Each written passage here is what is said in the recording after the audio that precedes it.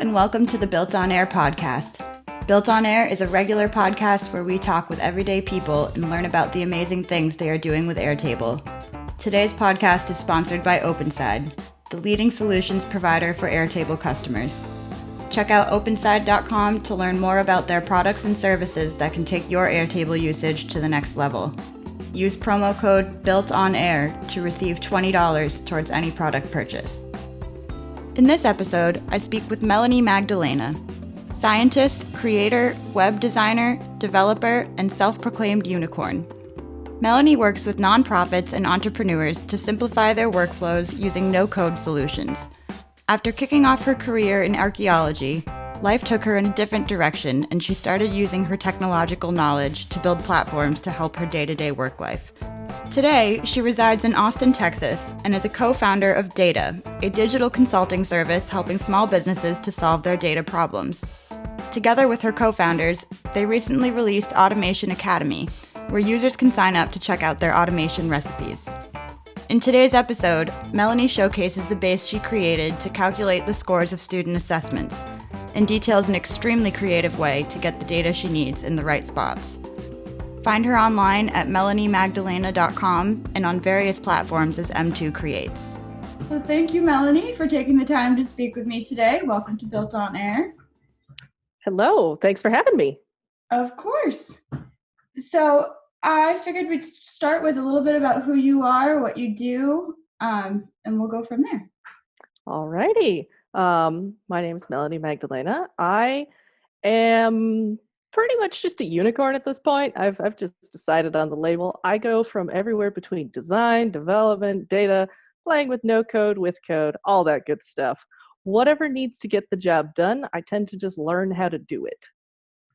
And that is how I ended up in the Airtable world, because it lets me get a lot of stuff done. That's awesome. I love how you call yourself a unicorn. That's just perfect. Yeah. It's just like, am I a designer? Am I a developer? Am I a data scientist? You know what? I'm all of it. And I own that. That's great.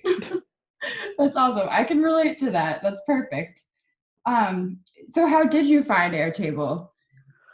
Oh, let's see. I don't remember exactly how I found it. I know I was working at the community college at the time. I used to work for Central New Mexico Community College, and I was their first multimedia specialist for distance learning.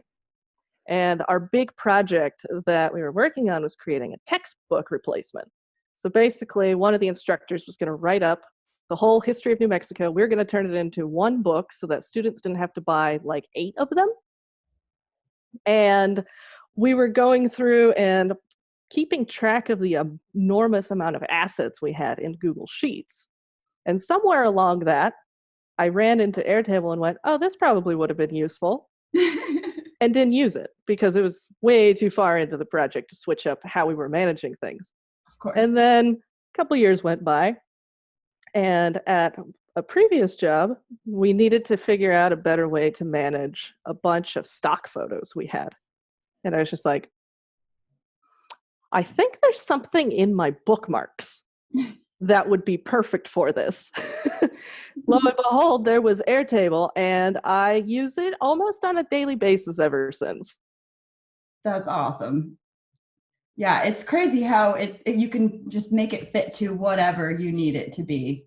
That's probably what I love most about it as well. So that's awesome. You were in archaeology before this? Yes. So I am an archaeologist on paper. All right. That is so cool. Yes, I started with in Austin, Texas, doing the Associates in Archaeology at Austin Community College, and then took a semester off because I finished the program in 3 semesters instead of 4, nice. And wasn't transferring anywhere until the following fall. So I started doing freelance work in web design. My old, what was she? Essentially my mentor. Needed a logo, and then she needed a website, and then I just kind of took off from there. And while I was in New Mexico getting my degree, continued doing computer science stuff on the side because it's a really good gig in college. Mm-hmm. Absolutely. And that turned into me trying to design and develop an open science publishing platform. Oh my So goodness. basically, undergrads could actually publish their research and show off all of their effort and work to the scientific community. That is so cool. That is like really, really cool, actually. Um, Yeah, that's called Origins. It's knowyourorigins.org if anyone wants to look at my not nearly as active project, but it's still alive. that is awesome. Yeah, I would check that out. My boyfriend is a scientist as well, so I'm sure he would really like that. That's really cool. Yeah, it's still open, and as I go, I keep making it easier for people to actually publish their research on there. So eventually, it'll just be a nice little self-sustaining thing that will probably end up getting airtabled as well. I was about to ask, is it Airtable related at all, or? Not yet, but I have quite a few pipelines I could put into it for processing new pieces, reviewing, vouching, all of that good stuff. So someday it's going to happen. I feel like I keep doing that as well. I have all these processes all over the place. I'm like, oh, I could move that over to Airtable, and that's awesome. So when you are you using Airtable for your day-to-day work life, or are you helping clients to begin using it, or both? I would say both. So I was using it for managing my freelance stuff and keeping track of making sure I was sending invoices, did so and so pay yet, basic stuff like that. Then at one point, I went down this rabbit hole of I'm going to do my own marketing and I'm going to build this whole content calendar distribution thing. That never went anywhere. I set it all up, but I never did it. Then it turned into working with clients on it. Mhm. And now a lot of the stuff that I use it for personally is to create dynamic content for Twitch. Okay. So in my little household, we dabble with Twitch broadcasting. And one of the most underrated parts of Airtable is if you know just enough to mess with their API, you can do some cool stuff. And it's really cool to be able to have shout outs to anyone who supports the channel Yeah. while you're live, whenever you're starting your broadcast, whenever you're ending your broadcast. So we've got a nice little database of people who are actively supporting the channel that would just control with some checkboxes, and it pops up with what their tier is and their name, and it cycles through, and it's great. And soon that's going to get re-rigged to be automated, because right now it's all manual. It's just like, oh, I got a new one, let's put it in there. But now with Integromat, we're actually going to expand it so it's real time. That's really cool. And then that sets up the playing field so that we can have a live leaderboard so that Okay. people can actually see their ranking and how long have you been here, how many games have you gifted? That's a big one. How many gifted games have we not played yet? Oh my gosh. That's awesome. What kind of games are you playing? I play JRPGs for the most part. I mostly just play Pokemon, but we tend to co-stream some of the more battle intense types of games. I like collecting everything and crafting it into cool stuff, and then I don't care about fighting anything. That would be me as well. I've been playing Tales of Symphonia for the past 4 years, and I think I'm like 30% through the game, so it's slow. That's awesome. So you're using Integromat to do shout outs, or you will be using it. Yes, it will. Basically, we're going to replace having to manually keep track of, oh, someone resubbed today. It'll just be checking off of their. They basically have an HTTP option, so you can hook up any API you want if you can figure out how to do it. So now we can actually just pull the full API through their two versions they have, the new one and the old one, but not everything in the old one is in the new one, Yeah. such as development. I was about to say, yeah. Nothing's in the same place, but now we can rig it together so that it is all in the same place, and then we can use it.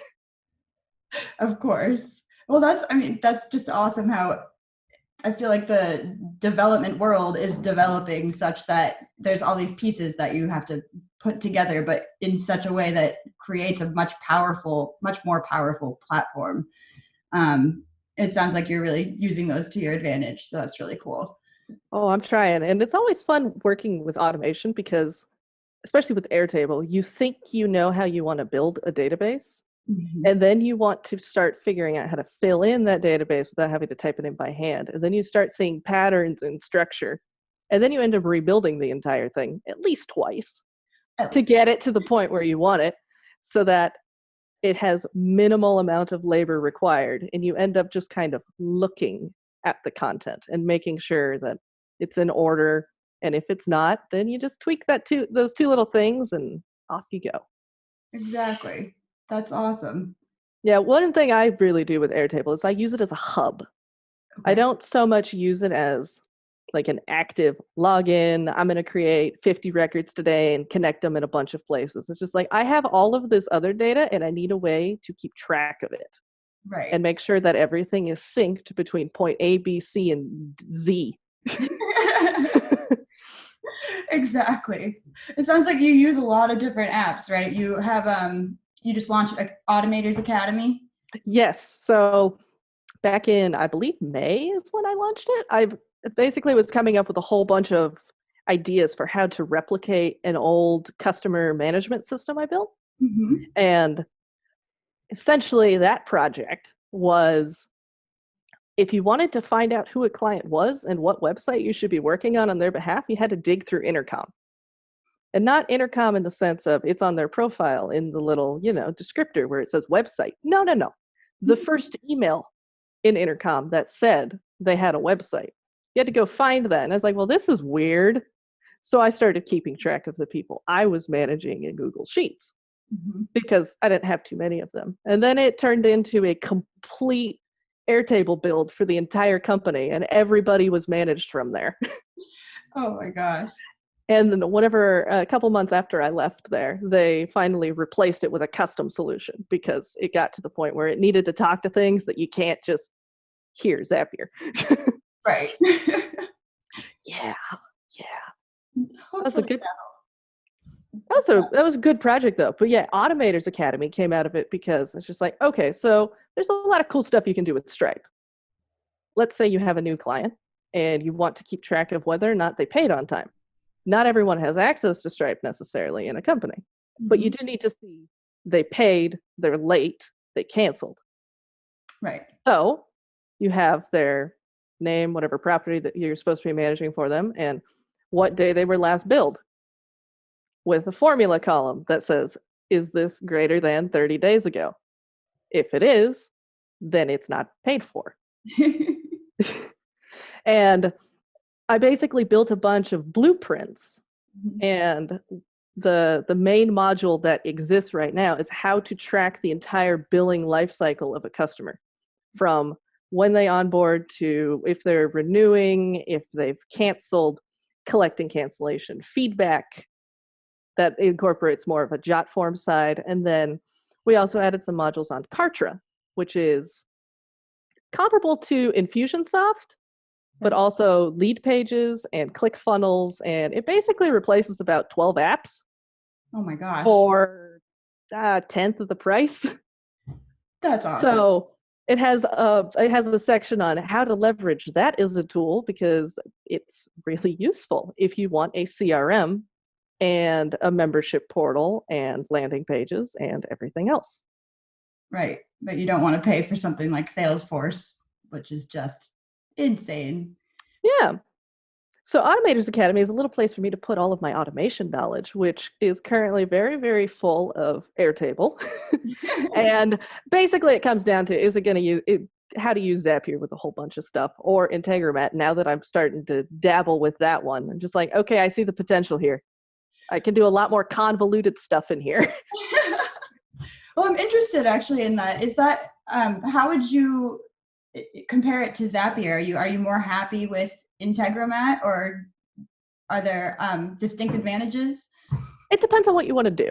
So Right. one of my biggest gripes with Zapier is once you start getting past about 4 or 5 steps, the likelihood of your entire thing corrupting gets exponentially high.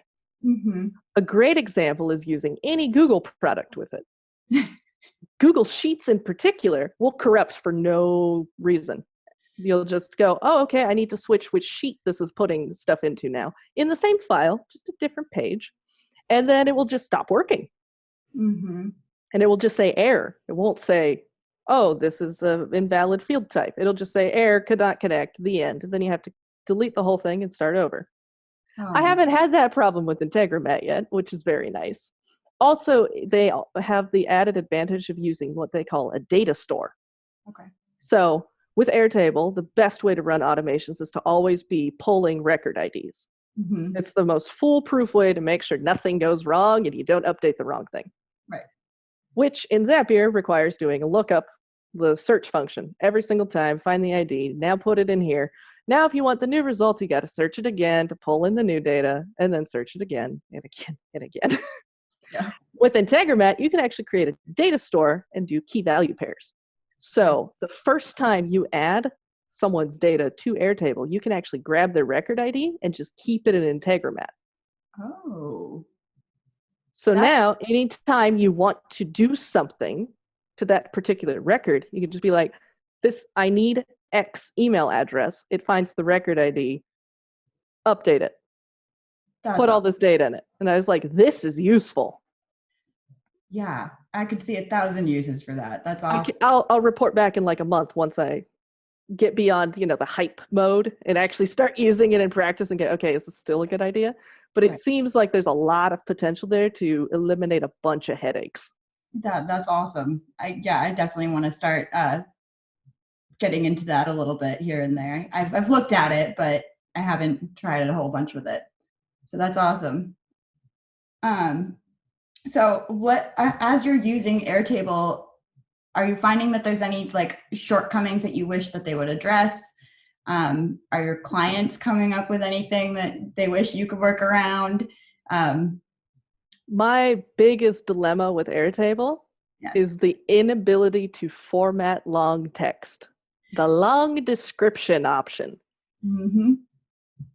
Since I use the API a lot for a bunch of different things, it always involves having to include BR tags, and I actually want this to be bold or a header, and you got to stuff it full of HTML, which is fine. I know HTML. But anyone else who goes in there and looks at it is like, what's going on? Right. Because it's not legible anymore. Exactly. I just want a new column type for Markdown. Because if I can have Markdown, I can parse that into whatever I want. Exactly. That is my biggest wish list item. And if I can't have Markdown, I would like an option that lets me have lists. One of my biggest pain points of converting people from Trello to Airtable is the inability to do subtasks with checkboxes. People like checkboxes. And I can add columns that are a bunch of checkboxes, but let's say it's a bug report. Right. And a bug has 3 different things that you need to fix. Do you just call it thing 1 column, thing 2 column, thing 3 column? What if there's 4? What if it no longer applies to half of them? Exactly. It's just making messy data that somebody else has to take care of. And then you get like, okay, well, you just put it in the description and use the Markdown way of doing it, which is bracket, space, bracket, put an X in it whenever you finish that. But it's sloppy. Yeah, it's not as pretty. No, not at all. It's not as pretty. It's really hard to track progress that way because now you have to open every description, read it, can't just at a glance. I'm like, I just need a progress field. Right. Of some sort. It doesn't really, I am sure that there's some way to do it, hopefully someday. Or maybe nest records inside the same table. That could be an interesting, elegant solution as well. That I would love to do. I mean, you can group, but and when you do subtasks, I mean, what I usually do is I do a table of subtasks that is linked to a table of tasks and then grouped by that. But even that is just not as elegant. I agree. Rich text and the checkboxes, that would just be perfect. Like, that's like, I would be really happy with that. Yeah, I would as well. I think that's something a lot of people are waiting for sure. Yeah, no, that's how I've handled a lot of stuff too. Is you have your subtask board of stuff, and it's just like link. Or I've started linking dependencies by just making the linked record for the same table. Oh yeah. Definitely. And that's another thing I wish they would support is they started supporting roll-ups and lookups for self-linked tables, but they're not interdependent. So you could link one, but it doesn't show up as linked to the other. Mm. I mean, that might cause some problems in circular references and headaches, but like, I don't know. But yeah, I mean, do you have any favorite things about Airtable? I really like that you can basically just connect everything. Yeah. Linked records are fantastic. They really are. Because as long as you know how to use them in automation, again, record ID is your best friend. If you try to make a linked record off of plain text, your mileage may vary. That took a few rounds before I figured it out. But yeah, I really like using linked records. I am extremely particular about naming my columns in a way that's API friendly. Mm-hmm. The first time I set up a big base and was going to automate it, I had a bunch of spaces in my names. Mm-hmm. Spaces don't play well. No, they don't. No, they don't. They don't. It would be really useful if there was some sort of column ID. That would be nice on the wish list side of things. Absolutely. Yeah, and I think they have a field ID, but it's not accessible anywhere. Mm-hmm. Yeah, it's way too. You have to like go in through Zapier to find it, and I don't even think you can use it for much, if anything. But yeah, if we could hit just like I want this column all the time and have a column ID, that would be great. Yeah, that's awesome. That would be great. Mm-hmm. You know, I mostly just like the fact that I can do most of the stuff. I say most of what I would do with Google Sheets Mm-hmm. because I mean now we've got the block for deduplicating, but it's still it's not perfect. Yeah. And to be fair, Sheets only added deduping in the past month. Yeah. Yeah. It can finally try to identify duplicates. So I still run a lot of my data. I export as CSVs, go through Sheets, mass cleanup, put it back in Airtable. Right. Exactly. That's a regular part of my flow. Oh, well, hopefully someday Airtable will allow more versatility in their sorting and filtering in terms of like grabbing that information out of there. But yeah, no, that's awesome. And then so Automators Academy, that was through Deytah. Is that? Yes, Deytah is my new agency. Awesome. Yay. Two of my friends and I back in March joined forces and decided that instead of all independently freelancing and sending jobs to each other, we would just work together. Nice. That's awesome. So we've been doing that. It's working out great. A lot of our Airtable projects are coming through that.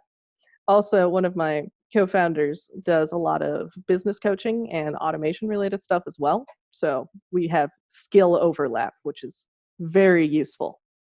Absolutely. That's great. Well, congratulations. That sounds awesome. Yes, we do automation, web design, web development, progressive web apps, coaching, some SEO stuff. We work with nonprofits and small businesses. That's like our focus. We like helping the little people because we believe that your mission is just as important as the big people. So we're going to help you. Absolutely.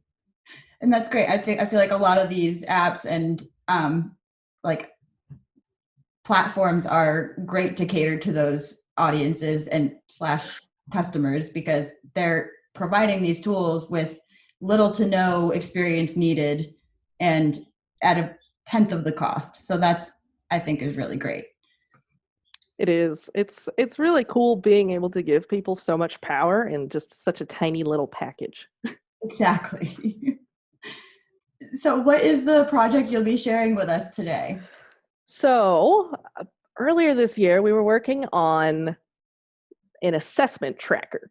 So we were working with a client who does equestrian related courses and teaching, and they have tons of students, and they all get to learn how to do certain things with horses. And they have different skill levels.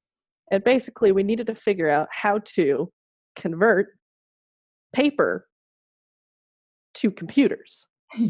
because the way assessments worked was someone bought the slot online, and then it's just like, cool, fill out this form, include like a DVD of you doing the training, mail it in, somebody will watch it, someone will contact shipping and tell them that they need to give you this, and then all of that got saved in Microsoft Access, which exactly one person could get into. So whenever I started working on this project, it was the Airtable portion. The whole part on transactions was already dealt with and just needed a little fine tuning for the database side of things. But that part was done. And then I started with having to first figure out how to move Microsoft Access into Airtable. And let me tell you, on a Macintosh, that is not an easy doing. I believe it. My first day on the project consisted of me calling the library down the street and asking them if their computers were equipped with Access, because I needed to open the database and export the entire thing into CSVs so that I could do something with it. Of course. Turns out my CSVs didn't work. I got home and all my CSVs were empty. Oh. So I went back to the library the next day and I converted the database to an ODB format, which is like an older version of Access, and bought some interesting $10 app that is for just opening those types of files. It's called MDB ACCDB Viewer. Oh my goodness. It has CSV exporting and it's fantastic. Best like $10 I ever spent. And then that turned into having to write a couple of scripts to actually clean up the data, because even if you've got top tier Airtable, you get 50,000 records. Right. This is 10 years of data. Oh no. There's about 100 and some thousand worth of lines. And had to figure out, okay, who are the instructors? All right, we need instructors. We need students. Students are important. And then since we're doing assessments, we need every submission they did. So like the application, what did they say they were doing? And then what did they actually get for it? So right there, we've got 3 tables, because it turned out that the actual instructors who are grading these, simple select column. Who are you? Right. This one. Excellent. Yes. So once that got resolved and I actually had data to work with, we had to figure out how to get rid of a lot of it. It was just like, this doesn't all fit. It can't all go in Airtable. It could all go into Airtable if you never want to add anyone else. Right. But that's kind of counterintuitive for converting it into a digital process. Right. So we had to get rid of anything that was no longer needed. So if they have 4 different classes, and each class has 4 levels that you can grade into.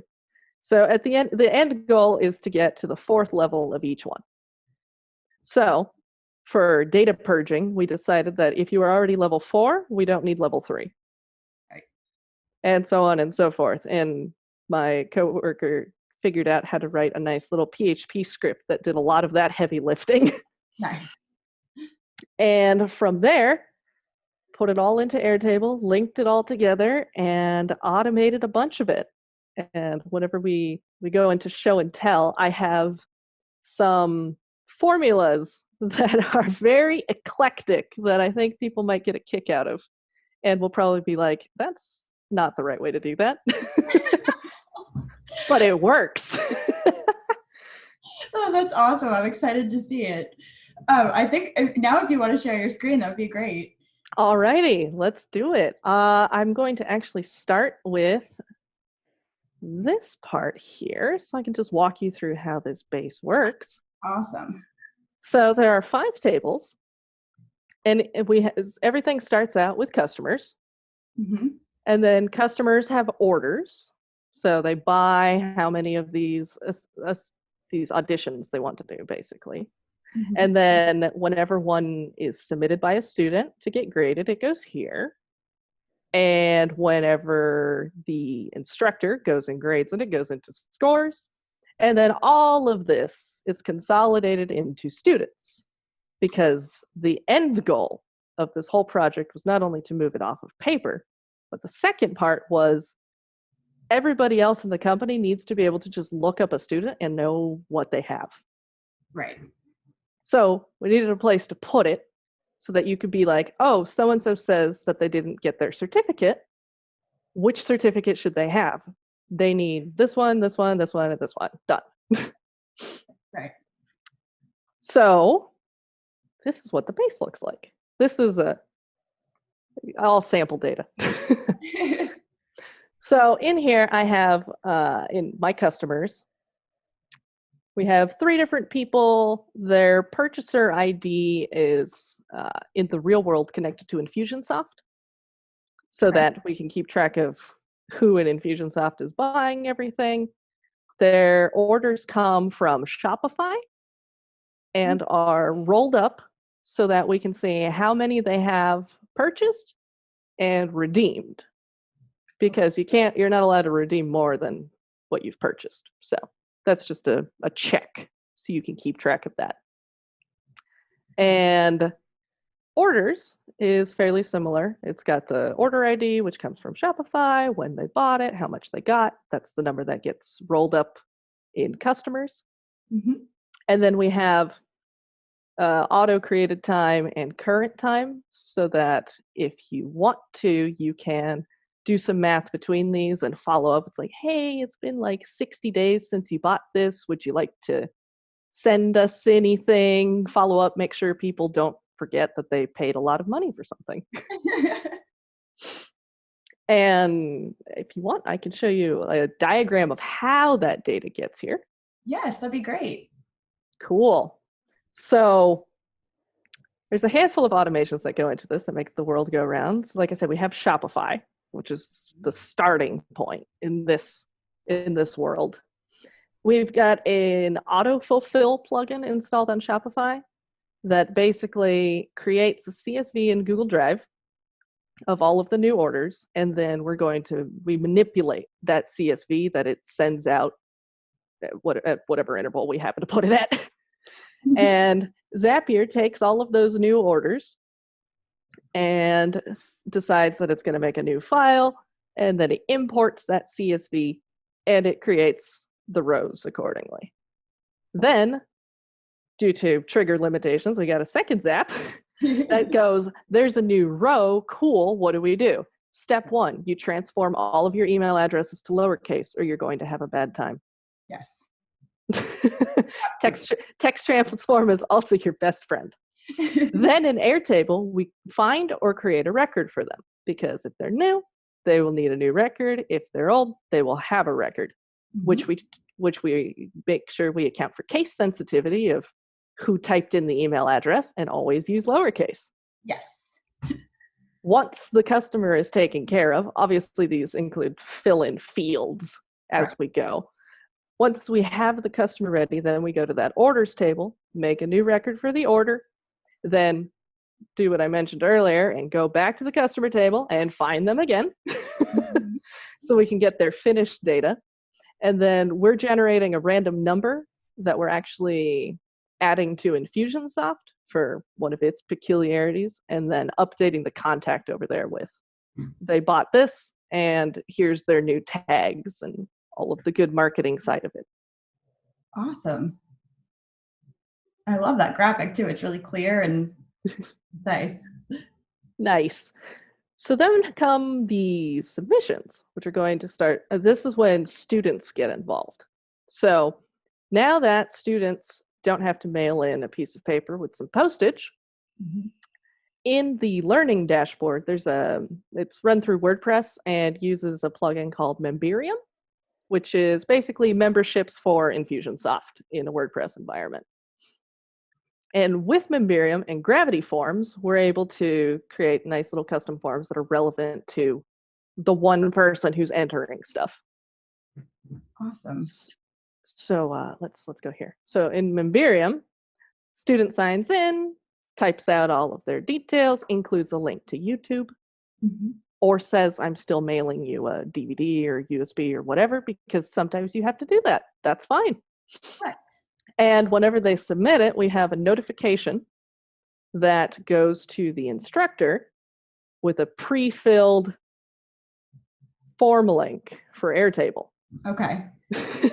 So the email has all of the criteria that they're supposed to know that they're grading against. And then using Airtable's pre-filling URL shenanigans, we add in the email address of the student, what they're competing for, all of that good stuff. Right.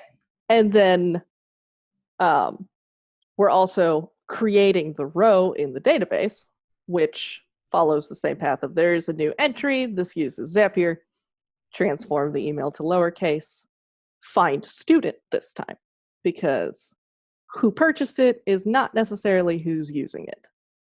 Right. And then we're creating the record with what all they did, find the customer associated with who paid for it, so we count it as redeemed. And then we generate another random number that goes into Infusionsoft and updates that world of things.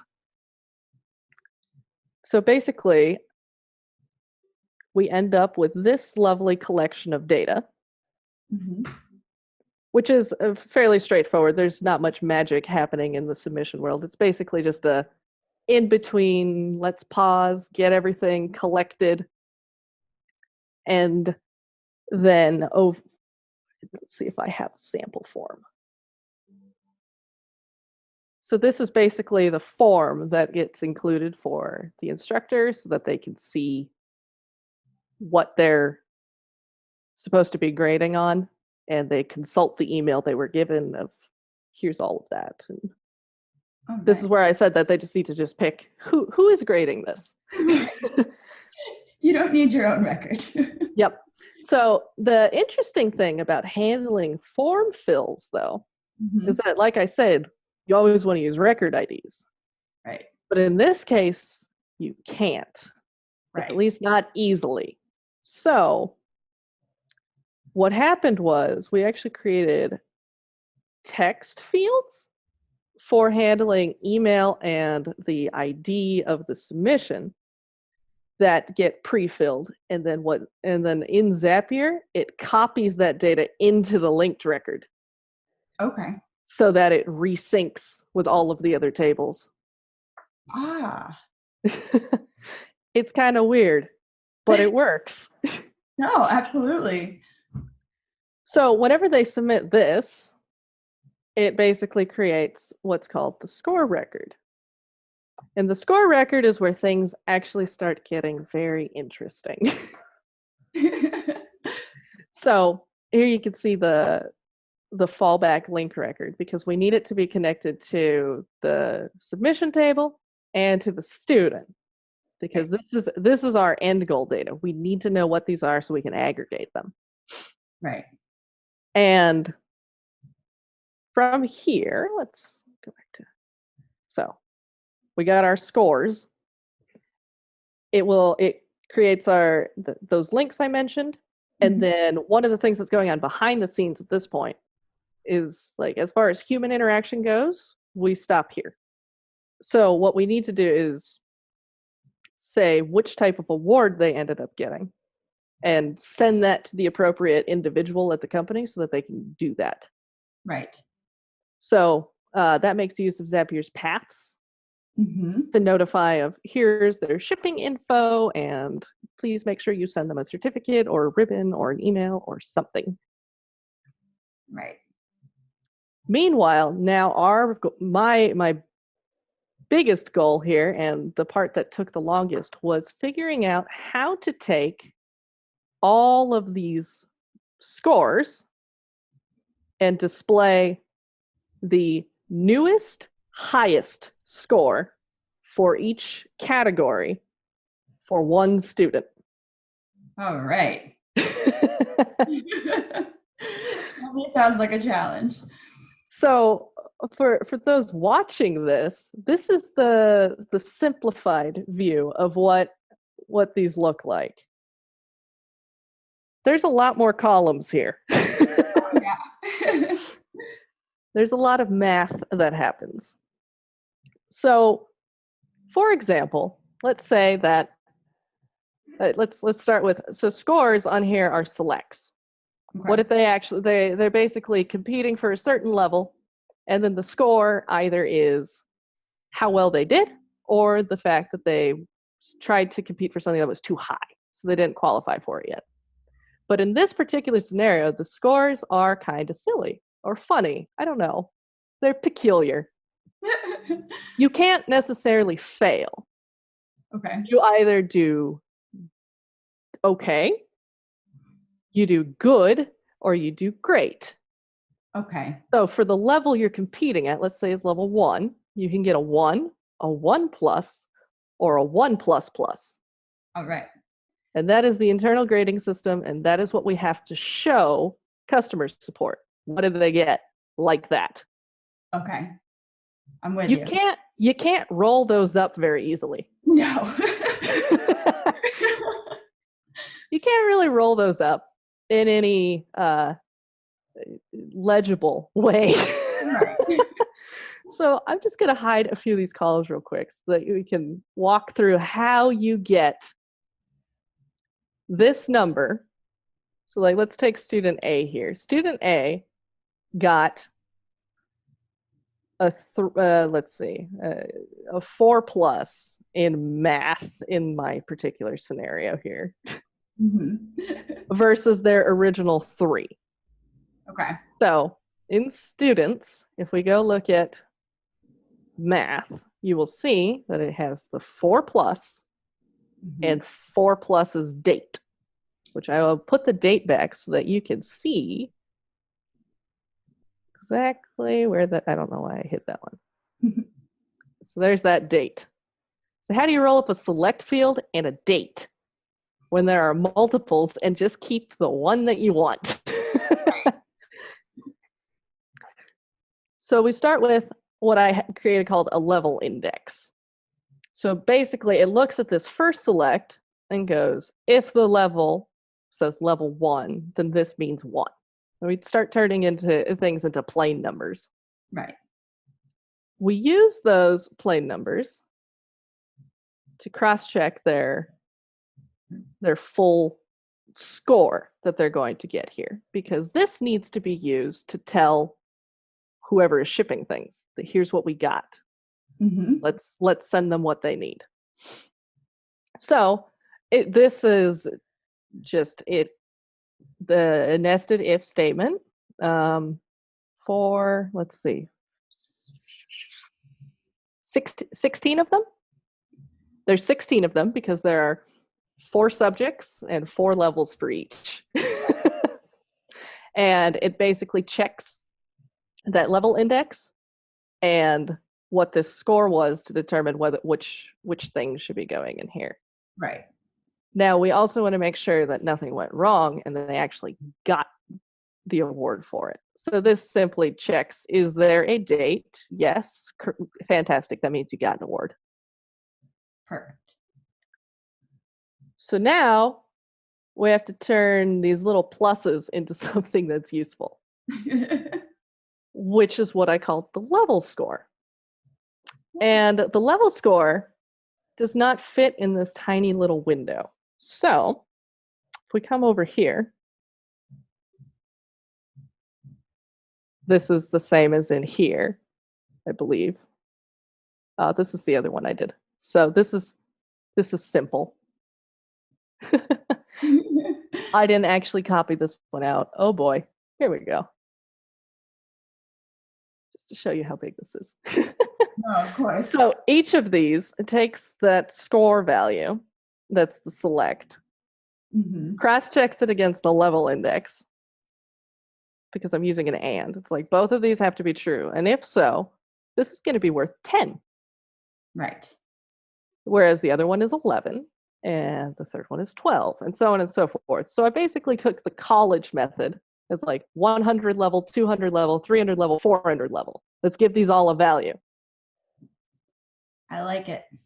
So for each of the subjects, then we do a score check against that, which just takes that and adds 100 to it.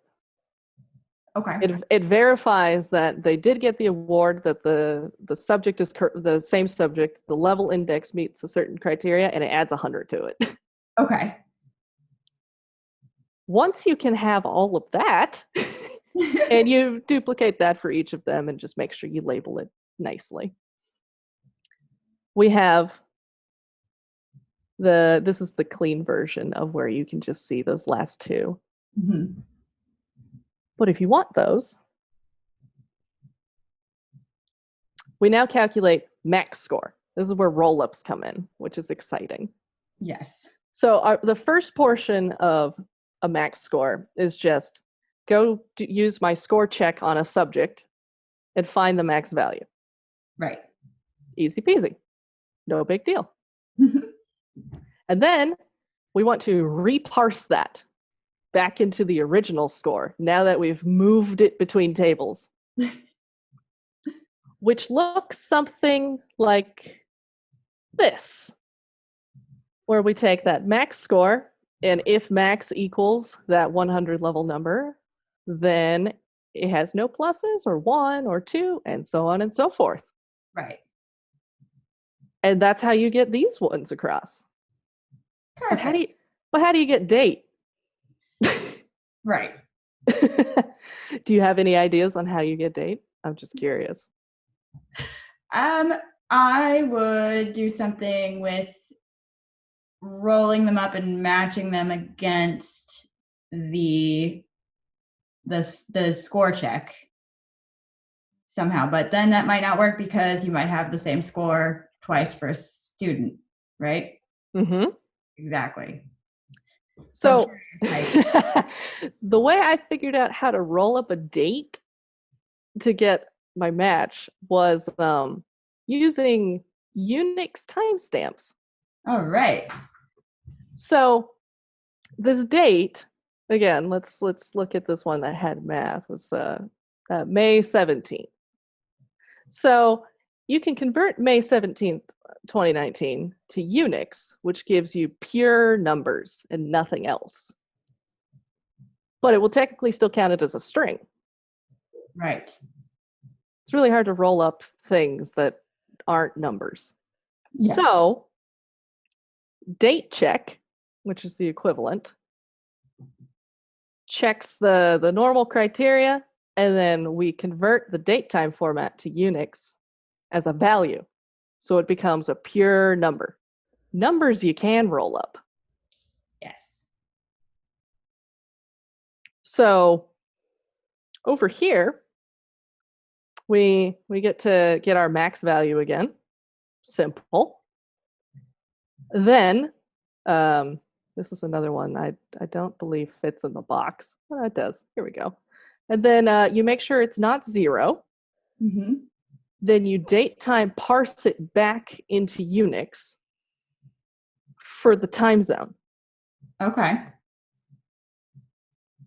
And then you convert it again to month, date, year. Right. So it takes 4 columns between 2 tables. Actually, 5 columns if you include the original date one. But you can go from date to Unix to number to date to proper formatted human readable date once more. Oh my goodness.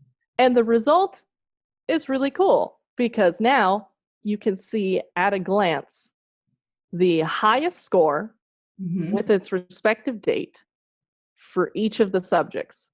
Because what could happen and what I needed to prevent was, what if you did it once and then decided you wanted to try again? Right. Because you can do that. So in one of my samples, I've included how student B here tried once and got a 1+. But then they tried at a later date and got a 1. Well, we want to give them the higher score because that was the best one out of them.